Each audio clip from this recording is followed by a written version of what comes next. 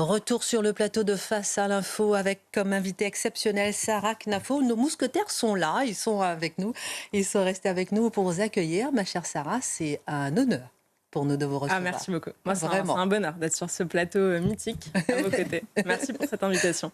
Alors, vous avez été élue, je dis que c'est un honneur parce que je sais que vous êtes une fidèle de l'émission. Hein. De l'autre côté de l'écran, vous regardez régulièrement. Tous les jours.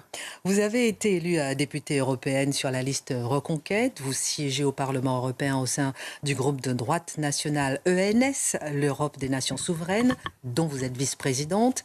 Vous avez été l'éminence grise d'Éric Zemmour lors de la campagne présidentielle, lors de sa campagne présidentielle. Vous étiez auparavant haute fonctionnaire, magistrate à la Cour des comptes. Vous avez fait Sciences Po, vous avez aussi l'ENA, et vous êtes classé parmi les premiers à l'ENA. Vous démarquez nettement, et on en parlait avec Marc Menant dans les couloirs hier, vous démarquez nettement en politique. Qu'est-ce qui vous anime ?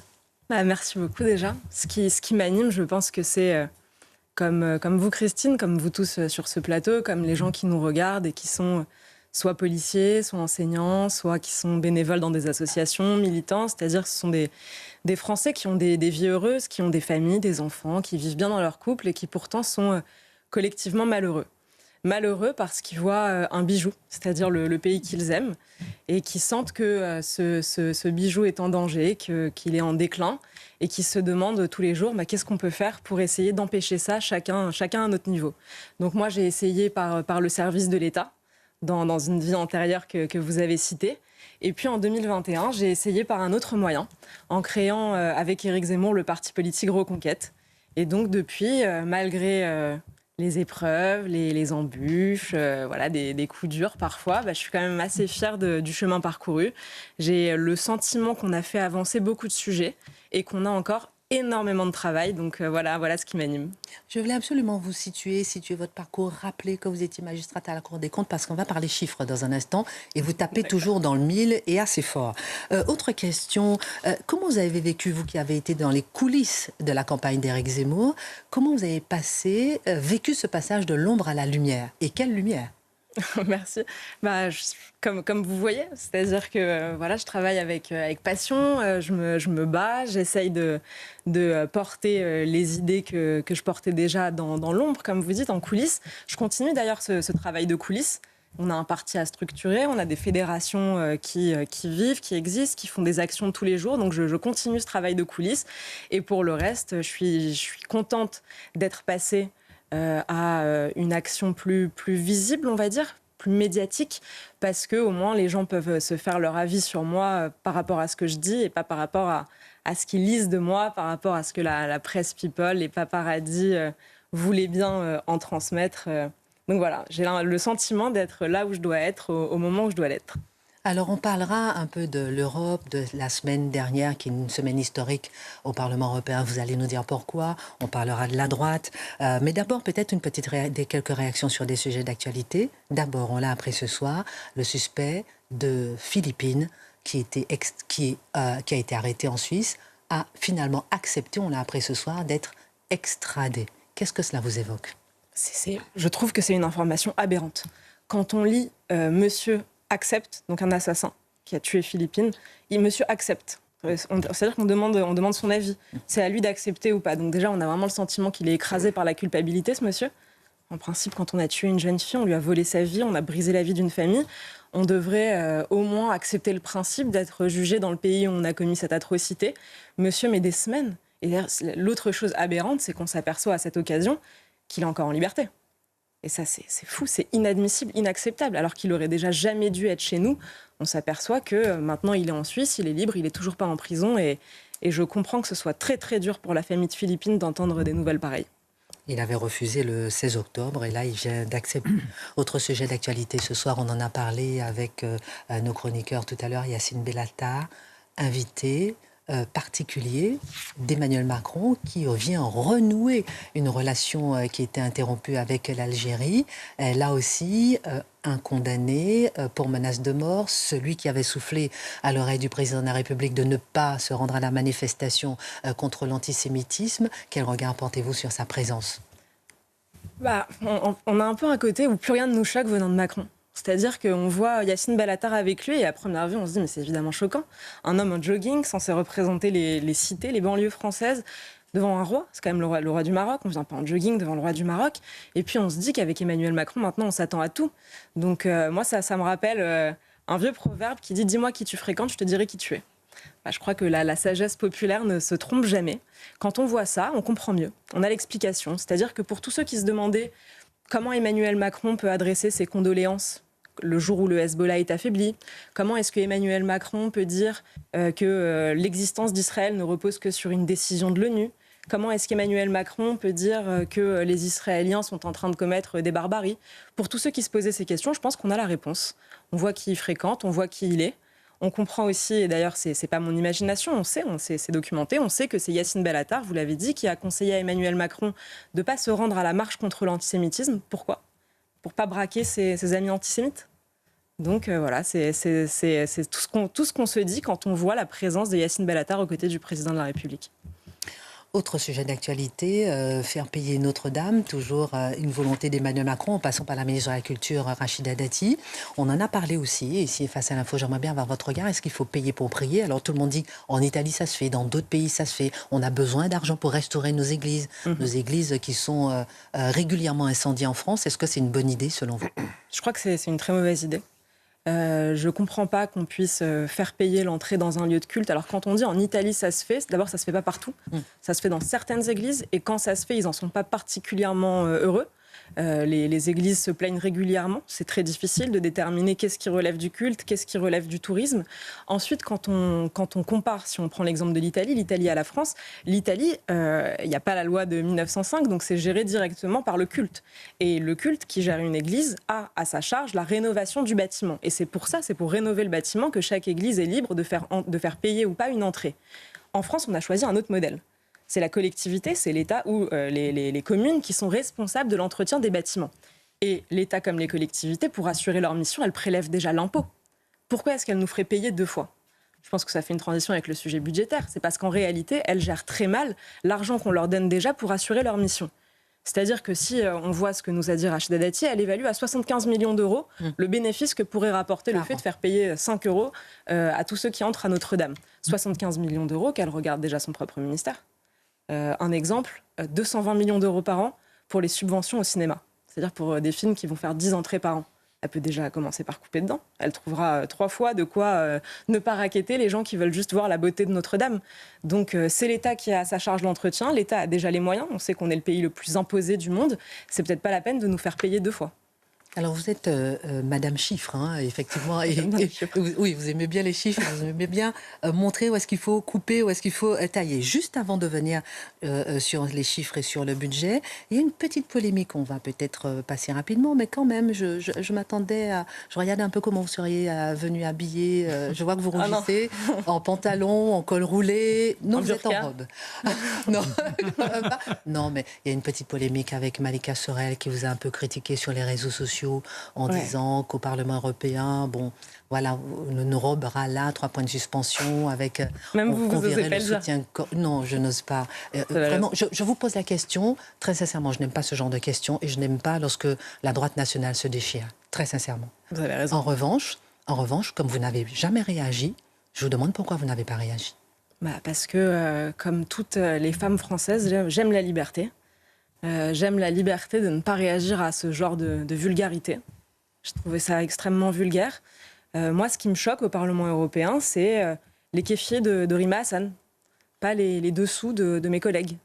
Là, moi, au Parlement européen, je travaille. Je n'ai pas le temps de regarder les soutiens-gorge et les robes de chacune de mes collègues députés à la jumelle. Donc voilà pourquoi j'ai estimé que ça ne méritait pas de réaction. Bon, on ne va pas traîner là-dessus. Par contre, on reviendra sur au Parlement européen dans un instant par rapport à la semaine historique dont nous avons un peu parlé ici dans Face à l'info. Le budget. Alors déjà pour l'Algérie, on en avait parlé nous aussi à Face à l'info parce que pour l'Algérie, vous avez dit qu'il fallait couper ces 800 millions d'euros que la France donne à l'Algérie. L'État a porté plainte contre vous, finalement tout à fait pchit. Pourquoi avoir souligné justement cette aide qu'on donne à l'Algérie? On est dans le cadre, là, depuis quelques semaines, d'un débat sur les finances publiques. Oui. Et dans ce contexte, dans une émission, je dis qu'on donne 800 millions d'euros à l'Algérie sur l'échelle d'un quinquennat. D'ailleurs, je m'étais trompée, c'est pas 800 millions d'euros, c'est 842 millions. Donc voilà, je leur avais fait cadeau de 42 millions, mais quand on aime, on ne compte pas. Dans la même phrase, je dis qu'on a donné chaque année à la Chine 120 millions d'euros. Et je dis, est-ce qu'on est Crésus pour aller jeter notre argent comme ça par les fenêtres auprès de puissances étrangères, alors qu'on doit déjà, sur notre propre sol, faire des appels aux dons pour financer un scanner à l'hôpital Georges Pompidou, qu'on en est à vouloir faire payer l'entrée de notre cathédrale phare Notre-Dame de Paris 5 €. Est-ce que vraiment on a les moyens de déverser cet argent? Et donc quand je dis ça, la Chine ne dit rien, ne porte pas plainte, mais l'Algérie en revanche décide de porter plainte contre moi. Donc son président, M. Tebboune, fait même une conférence de presse où il me cible. Si j'étais de gauche, je vous dirais que depuis, j'ai été cyberharcelée par sa faute et menacée, etc., par des Algériens qui n'étaient pas contents que je dévoile ce chiffre, que je n'ai pas inventé, qui est public sur le site du gouvernement.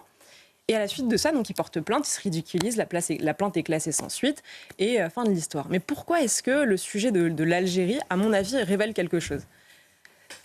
Avec l'Algérie, si vous voulez, on a divorcé en 1962.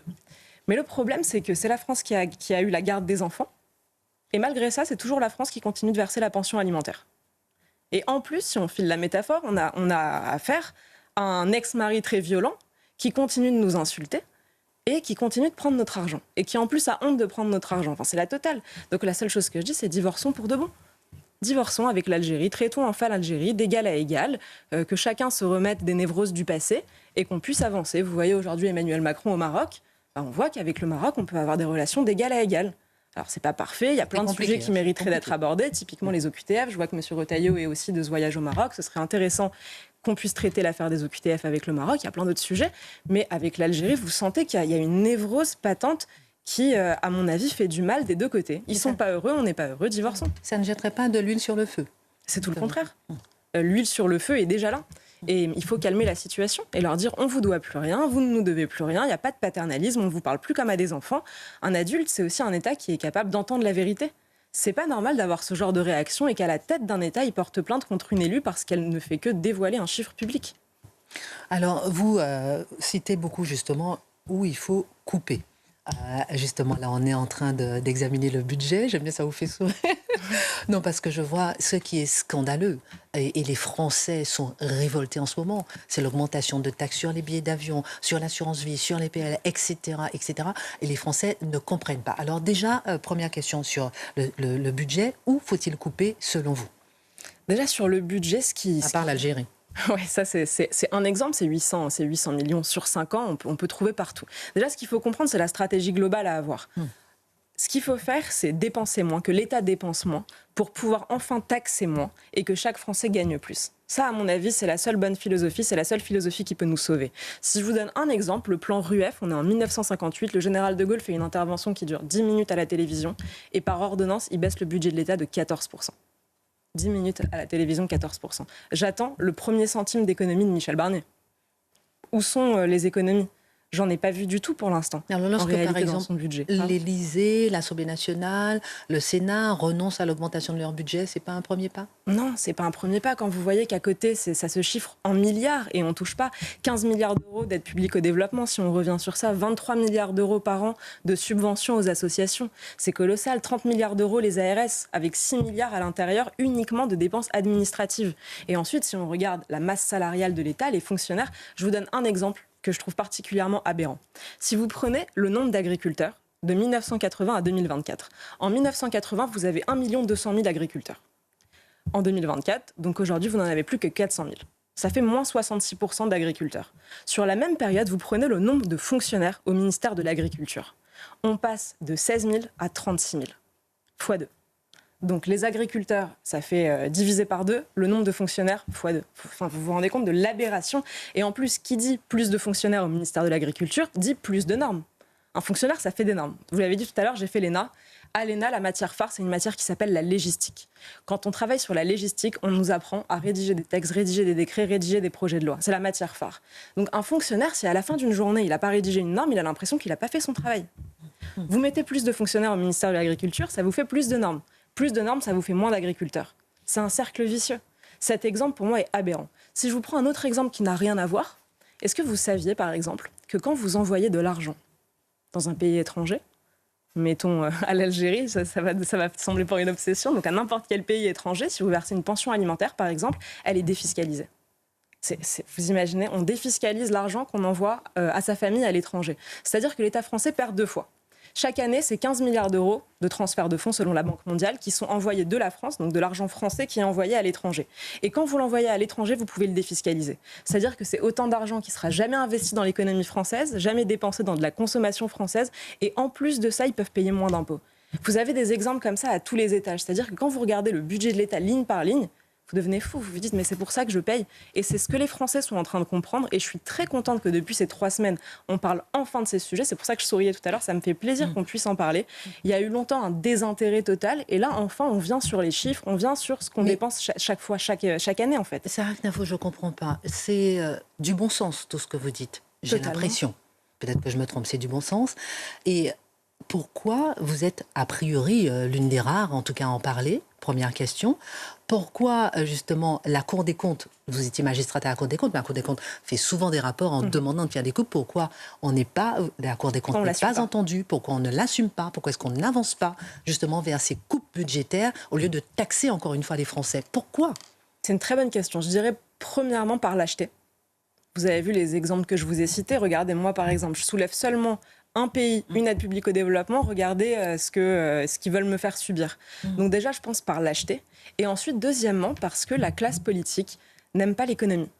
Il y a un problème avec la classe politique et l'économie. Ils n'aiment pas les raisonnements économiques, ils n'aiment pas les mécanismes économiques. C'est-à-dire que, peut-être un peu des deux, mais au lieu de parler d'économie, la classe politique parle uniquement de mesures de pouvoir d'achat. Et ce sont 2 sujets qui sont totalement différents et parfois même radicalement opposés. Je vous donne un exemple. La classe politique va dire les Français manquent d'argent, on va leur en donner.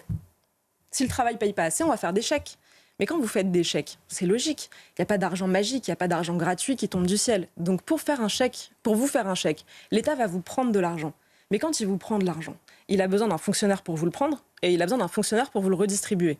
Donc à la fin, il vous redonnera toujours moins d'argent que ce qu'il vous a pris.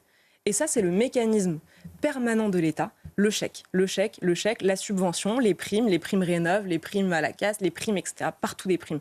Et donc, à la fin, cet argent, en réalité, on l'a pris dans votre poche et on fait semblant de vous le rendre. Et ça, c'est pas de l'économie. C'est pas de l'économie, c'est de la démagogie. C'est de la démagogie sur le sujet du pouvoir d'achat. Et je pense que si on avait davantage de raisonnement économique dans la classe politique, on irait beaucoup mieux et on aurait beaucoup plus de courage pour faire des coupes qui, à mon avis, s'imposent. Et lorsque vous jetez des pavés comme ça dans la mare, est-ce que le gouvernement vous entend, vous écoute, des parlementaires prennent le relais, par exemple, pour qu'on puisse avancer? Je pense que c'est à vous de leur demander. En tout cas, moi, quand je lis le projet de loi de finances pour cette année, j'ai pas l'impression d'avoir été beaucoup écoutée, malheureusement. Venons-en à l'Europe et à ce qui s'est passé la semaine dernière. Vous avez beaucoup parlé sur vos réseaux sociaux que c'était un vote historique. Alors, en quoi au Parlement, la semaine dernière, c'était un vote historique? Je rappelle que vous êtes vice-présidente de ENS, le groupe dont vous faites partie au Parlement européen, et que vous avez voté 2 amendements, notamment sur les frontières. Ouais. Alors oui, c'était historique. C'est une excellente nouvelle, je pense, pour l'avenir de la droite au sein du Parlement européen et donc pour les Français. Parce que, si vous voulez, par le passé, à chaque fois qu'un groupe politique qualifié d'extrême droite, donc typiquement le groupe dans lequel siégeait le Rassemblement national, proposait quelque chose, vous aviez tous les autres qui se liguaient contre lui de manière très injuste en disant « puisque ça a été écrit par le groupe du Rassemblement national, alors on ne lit même pas et on refuse ». C'est ça. D'ailleurs, je ne sais pas si vous vous souvenez, mais lors de la dernière campagne européenne, quand on reprochait au RN leur absentéisme, le fait qu'ils n'étaient pas souvent là, qu'ils ne déposaient pas souvent d'amendements, souvent ils disaient « mais pourquoi voulez-vous qu'on dépose des amendements? Ça ne sert à rien, ça ne sera jamais voté ». Absolument. Et bien nous, on a tenté.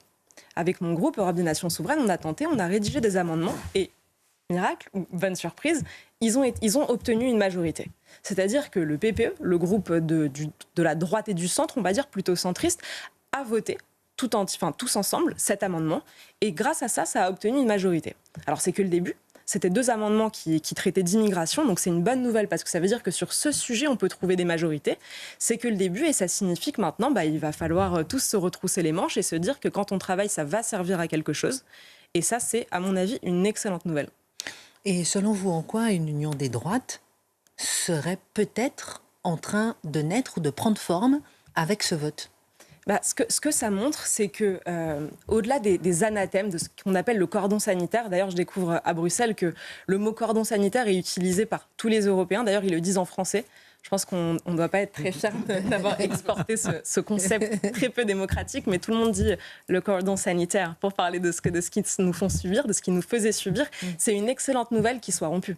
Donc là, ça veut dire que même sur le sujet de l'immigration, qui était le sujet qui clivait en réalité entre les différents partis, que sur le sujet de l'immigration, on va pouvoir trouver des majorités. Donc en gros, vous avez 4 groupes de droite au Parlement européen. Le groupe du PPE, donc c'est le groupe dans lequel siège François-Xavier Bellamy. Le groupe ECR, c'est le groupe de Giorgia Meloni. Et le groupe Europe des Nations Souveraines et les Patriotes. Les Patriotes, groupe de Jordan Bardella, Viktor Orban. Et le mien, Europe des Nations Souveraines. Ça signifie qu'en fait, à nous 4, on est majoritaire. Donc on peut opposer une majorité à la gauche, aux Verts, et à Renew, le groupe d'Emmanuel Macron, on peut leur opposer des majorités sur les sujets qu'on veut défendre. Il y aura le sujet de l'agriculture qui va venir. C'est un sujet de colère énorme. Et sur ces sujets, c'est essentiel qu'on puisse être majoritaire. Le sujet de l'immigration, je vous l'ai déjà dit. Le sujet du nucléaire, la défense de nos intérêts. Et donc sur tous ces sujets, je trouve que ça donne beaucoup d'espoir, vu à quel point l'Europe est importante aujourd'hui dans nos vies quotidiennes, vu à quel point, et je dis malheureusement, tout est décidé là-bas. C'est essentiel que là-bas, on puisse avoir une majorité. Vous êtes en train de nous confirmer en fait que tout se joue en Europe et que peut-être l'élection la plus importante, c'est l'élection européenne pour pouvoir protéger nos frontières notamment. En tant que Française, je vous dirais que c'est un immense regret. Je suis souverainiste, c'est anormal, mais aujourd'hui c'est le cas. 80% des lois qui sont adoptées à l'Assemblée nationale viennent du Parlement européen. C'était Philippe Séguin qui disait « L'Assemblée nationale n'est devenue qu'une chambre d'enregistrement de ce qui se joue à Bruxelles ». Et ça, c'est un immense regret. Mais pour l'instant, c'est le cas. Donc il faut se battre là où le pouvoir est. Et ensuite, je pense en revanche que pour changer notre destin, c'est l'élection présidentielle qui peut le faire. L'élection présidentielle. Juste avant de parler de la droite, peut-être un mot sur l'immigration, parce que vous battez aussi beaucoup contre l'immigration. Avec ce vote historique, est-ce que vous pensez qu'il y aura peut-être une ouverture pour lutter contre l'immigration au niveau réellement au niveau européen, et ensuite au niveau français? Je pense que c'est aussi la résultante du fait que les peuples ont décidé de lutter contre l'immigration. Si vous prenez l'exemple danois, ça fait déjà longtemps, vous ajoutez l'exemple italien, vous prenez l'exemple allemand avec Olaf Scholz qui déclare qu'il veut remettre des frontières au contour de l'Europe, vous prenez par exemple Ursula von der Leyen qui a été forcée de dire qu'il fallait durcir le pacte asile. Donc avec tous ces sujets, on voit qu'ils se sentent obligés au moins d'écouter. Est-ce qu'il y aura des avancées concrètes? On peut que l'espérer. Ce que je crois, c'est que, et c'est pas être chauvin de dire ça, c'est que la véritable bascule pourra venir le jour où la France s'y mettra. Je pense qu'on est un pays moteur, qu'on l'a toujours été, historiquement, un pays moteur sur le continent, et que le jour où la France s'y mettra vraiment, ça donnera vraiment l'exemple. Avec Bruno Retailleau, c'est possible? J'attends de voir. Je pense que c'est déjà très positif d'avoir un ministre de l'Intérieur qui veut faire quelque chose. C'est déjà pas mal, on vient quand même de très loin, mais qu'ensuite... On me sent courageux sur des positions. Tout à fait, et c'est encourageant pour nous tous. On se dit, ça a eu un impact. Si on parle de bataille culturelle, du fait qu'on se soit tellement battu pour que ces sujets s'imposent, ça donne de l'espoir. Ensuite, je pense que les gens de droite ont été déjà tellement déçus par la classe politique de droite qu'il faut maintenant être un peu mesuré, attendre de voir. Il y a des chiffres, c'est facile à évaluer, vous allez dire que j'adore les chiffres. On verra à la fin de cette année, à la fin de l'année prochaine, quels seront les chiffres d'immigration légale, parce que sur ça, il a totalement la main, Bruno Retailleau. Donc on verra quels seront les chiffres et ne soyons pas déçus une énième fois. Quel est l'intérêt des partis d'opposition de droite, justement, en sachant que justement Bruno Retailleau est là, au ministère de l'Intérieur, il fait le travail. Est-ce que vous avez encore une raison d'exister ? Si vous voulez, moi, je n'arrive pas vraiment à réfléchir en ces termes, parce que si jamais il faisait vraiment le travail, je serais ravie de vous dire, moi, j'ai 1000 passions dans la vie, je pourrais m'y consacrer. Enfin, si demain le pays est sauvé, j'ai plein d'autres choses à faire, et nous tous, on profitera davantage de tout ce qu'on aime faire par ailleurs. Donc, je ne réfléchis pas vraiment en ces termes. Ensuite, je me dis que ce qu'il faut, c'est raison garder, attendre les résultats et ne pas crier victoire trop tôt. On verra les chiffres. Quelle peut être la stratégie de la droite aujourd'hui, maintenant ? La première des choses à faire, c'est de rester de droite. Ne pas être une gauche atténuée, une gauche caféinée, c'est pas l'objectif de la droite.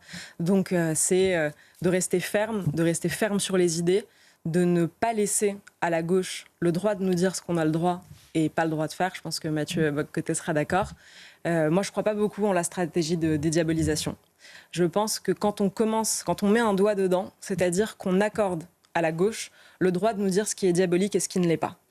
Je pense que le succès du Rassemblement national doit beaucoup plus au réel, à la bataille culturelle que vous êtes nombreux, que nous sommes nombreux à avoir menée, qu'à la stratégie de dédiabolisation elle-même. Donc ça, moi, j'y crois pas beaucoup. Je pense qu'on convaincra le plus grand nombre quand on réussira à montrer que nos idées sont le bon sens. Et que pour gagner, il ne faut pas les abandonner, mais montrer à quel point elles sont consensuelles. Donc voilà ce que je crois être la bonne stratégie pour la droite.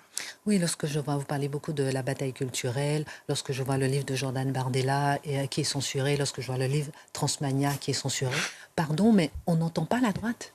On n'entend pas, ou bien même si on entend quelques-uns qui rouspètent, si vous permettez l'expression, mais et après ? À quoi ça sert? Je prends l'exemple de Andy Kierbra, député LFI à l'Assemblée nationale, pris en flagrant délit d'avoir pris de la drogue à un mineur. On entend certains qui disent oui, bon, mais qui appelle à sa démission? Où est la droite? Quelle est la puissance de la droite? Quelle est la force? Quelle est la voix de la droite pour imposer justement et se faire entendre jusqu'au bout? Alors là, je serais plus positive que vous, Christine. Ah oui. Parce que quand vous voyez typiquement le livre Transmania que vous avez cité, c'est vrai, il est censuré partout. C'est vrai, ces deux auteurs qui sont des femmes très courageuses sont attaqués. Et pourtant, ils se vendent très bien. Quand vous prenez les livres d'Éric Zemmour, ils sont toujours attaqués. Vous avez toujours des commentateurs pour les attaquer violemment. Et pourtant, ils se vendent eux aussi très bien. Et je suis sûre que la série qu'il va faire du Suicide français sera également un carton d'audience. Et si vous prenez, vos émissions, vous êtes attaqués, l'Arcom vous attaque, et pourtant, vous faites des cartons d'audience tous les soirs. Donc je pense que où est la droite? Elle est là où elle est en train de nous écouter. Elle achète les livres, elle mène le combat, elle aussi, en suivant ce qu'on fait tous, en nous soutenant. Donc c'est plutôt le peuple français qui est le juge de paix que les censeurs, que les attributeurs de subventions. Moi, je fais plutôt confiance dans les Français. Et on voit bien que leurs outils, c'est-à-dire par exemple la censure, n'est pour eux en réalité qu'un bouclier en carton. Ça ne les protège pas. Ça ne les protège pas parce que le peuple français nous écoute. Si vous permettez, je donne la parole, ça vous dérange pas aux chroniqueurs? Avec plaisir même. Mais juste avant, par rapport au peuple français, souvent, lorsqu'on rencontre le peuple français, il se dit, on veut vous aider, comment faire? Il n'y a pas de voix. Ils sont là, mais on ne les entend pas. Il n'y a pas de voix pour qu'ils puissent s'exprimer et s'imposer. Exemple, même lorsqu'ils votent, il y a le cordon sanitaire dont on parlait tout à l'heure. Donc c'est pour ça qu'on se dit qu'on a l'impression que la droite est en train de patauger. Et ensuite, Gabrielle Cluzel, une petite question. Oui, la question que je me posais, c'est est-ce que vous considérez aujourd'hui qu'avec le Rassemblement national, il y a une différence de nature ou de degré et est-ce que vous ne pensez pas que les bisbilles récentes auxquelles on a pu assister avec Marion Maréchal ou au moment des élections avec le Rassemblement national a quelque chose d'un peu désespérant pour l'électorat de la droite de patriotique qui se sent un peu comme les enfants du divorce? Si, je comprends totalement. Moi aussi, j'estime que l'heure est trop grave pour avoir des ennemis. Donc, je pense que ça a fait de la peine à tout le monde ce qui s'est passé, et nous les premiers. Je pense que vous l'avez senti si vous nous avez écoutés, vus, lus. Ça a fait de la peine à tout le monde, je comprends totalement. Et je pense que tout est à reconstruire pour la droite. Il faut redonner de l'espoir aux gens parce que c'est possible. Et si je pense qu'il faut mener la bataille et culturelle et politique, c'est parce que je crois vraiment qu'on peut la gagner. Et l'heure est au rassemblement, c'est ce que vous dites en fait. Charlotte Dornelas. Moi, la question que je me pose, c'est 3 mois après la dissolution, tout le monde commente cette dissolution comme l'erreur absolue d'Emmanuel Macron, notamment pour la suite. Emmanuel Macron est comme les chats, hein, il a je ne sais pas combien de vies, il se relève d'absolument tout. Quelle est pour vous la leçon justement de cette dissolution sur la vie politique française et donc pour son avenir? J'ai un peu l'impression que la vie politique française est bloquée. C'est-à-dire qu'il y a une grande demande, un peu comme une cocotte minute qui bout, et à la fin, il n'y a jamais le résultat que les gens attendent. Que je pense que c'est le sentiment que les Français vont ressentir encore 3 ans. Et qu'en réalité, il y aura une échappatoire, une possibilité d'en sortir qu'au moment de l'élection présidentielle. Je pense qu'en France, l'élection présidentielle, ça reste le moment où les Français sont de nouveau disponibles pour comparer, pour regarder chacun des programmes, pour essayer de voir les différences. C'est eux qui vont estimer si c'est de nature ou de degré. Et c'est à ce moment-là que la donne peut vraiment changer. Je ne vois pas d'autres possibilités avant les 3 ans. Et ça, je relance un peu, mais là, on a beaucoup commenté aussi le fait de l'émergence de 3 blocs politiques irréconciliables, non pas sur des options politiques, mais dans leur manière tout simplement de concevoir la France et donc son avenir, et par la conception de la France, du peuple français, tout simplement. Est-ce que vous identifiez, vous, un ferment d'unité qui est déjà difficile dans le monde politique, mais à l'échelle du pays tout entier ? Alors déjà, sur les 3 blocs, ils existent de fait, mais je pense que l'avenir est plutôt à 2 blocs qui s'affronteront plutôt que 3. C'est-à-dire qu'aujourd'hui, on dit, voilà, il y a l'extrême gauche, donc mélanchoniste, il y a le bloc central et à côté, le bloc de droite nationale, même si tout le monde ne se dit pas de droite à l'intérieur, mais on comprend ce qui nous rejoint, ce qui nous fait nous rejoindre. Je pense qu'à l'avenir, on aura plutôt 2 blocs qui s'affronteront. Là, en fait, la droite contre la gauche. Et que ce bloc central est amené à devoir choisir. Je pense que beaucoup nous rejoindront plutôt nous, parce que même si pour l'instant Emmanuel Macron a fait un peu rideau de fumée, sort de encore une minute monsieur le bourreau, on veut encore être un peu avec le vieux monde qu'on connaissait, on n'a pas encore envie de voir cet affrontement éclore, mais je pense que ça ne va pas tenir longtemps. Le fait qu'il y ait ce bloc central qui remporte les élections. Et j'imagine qu'à terme, ce sera la droite contre la gauche. Et je crois qu'on a encore une très large majorité dans le pays. Mathieu Bocoté, ensuite Marc Menon. Alors, vous étiez aux États-Unis tout récemment, dans le cadre d'un événement organisé par Donald Trump. On sait ce qui se passera dans une semaine aux États-Unis. Quels espoirs investissez-vous dans... On comprend que vous souhaitez la victoire de Donald Trump. Quels espoirs associez-vous à cette éventuelle victoire de Trump? Et inversement, que redoutez-vous si Kamala Harris l'emportait? Et quelle sera la portée de tout ça pour le monde occidental et l'Europe? D'accord, beaucoup de questions. Alors déjà, en tant que Française, pourquoi est-ce que la victoire de Trump me paraît beaucoup plus porteuse pour nous? C'est parce que la victoire d'un isolationniste qui arriverait à la Maison-Blanche nous mettrait enfin face à nos responsabilités. C'est-à-dire que quelqu'un qui dit maintenant les Européens doivent assurer leur défense eux-mêmes, ça voudra enfin dire qu'on va peut-être réinvestir enfin dans notre défense nationale, qu'on va arrêter de s'endormir en pensant qu'il y aura toujours le parapluie américain qui nous protégera, et se dire enfin que maintenant c'est notre tour, on est grand, on est adulte, on peut se protéger nous-mêmes. Pourquoi en tant que Français c'est très intéressant? Parce qu'on a quand même un avantage comparatif militaire incomparable aux autres nations. On a l'arme atomique, c'est pas être chauvin que de dire qu'on a la meilleure armée du continent. Donc pour la France pourrait avoir on pourrait la partager. Alors ça non, vraiment c'est la chose à ne pas faire. Il faut quand même profiter de notre avantage. L'Allemagne sait profiter de son avantage industriel. À la France de profiter en termes de puissance de son avantage militaire. Donc ça, en tant que Française, j'y vois une opportunité. Ensuite, en tant que femme de droite, pourquoi est-ce que je trouve que ce serait un beau message d'espoir? Parce que tout à l'heure, je vous disais qu'en termes stratégiques, je croyais que la droite devait rester ferme et ne pas céder face au système médiatique, face à la gauche.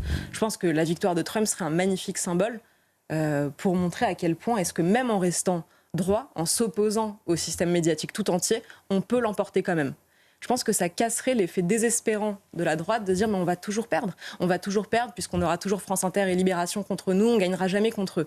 Et là, Donald Trump leur montrerait que si, on peut gagner contre eux. Et enfin, dernière chose, pour casser le désespoir, il montre quand même qu'on n'est jamais mort en politique. En 2020, il n'en menait pas large, Donald Trump. Et tout le monde disait c'est fini, c'est fichu, au revoir Donald Trump. Et là, on est à une semaine et tout le monde se dit qu'il a de sérieuses chances de l'emporter. Il nous reste une minute, la dernière question avec Marc Menon. Moi, je vais revenir à la laïcité, c'est ma petite obsession, parce que on est dans cette guerre culturelle. Or, on a l'impression qu'on veut simplement circonscrire cette laïcité, ce principe d'indifférenciation, ce que nous sommes, notre culture, à l'école. Qu'est-ce que vous pouvez faire pour que demain, il y ait beaucoup moins de voiles dans les rues, pour que dans le sport, les uns et les autres ne disent pas « ça, c'est ma religion, je ne le fais pas » ou à l'école, je ne suis pas ci ou ça. Qu'est-ce que vous faites pour que nous soyons vraiment dans l'affirmation de notre lignée, de cette philosophie des Lumières? Dernière question. Ouais, ce que je trouve intéressant, c'est que Marc Menon, vous dites laïcité, alors qu'en fait, vous voulez dire assimilation.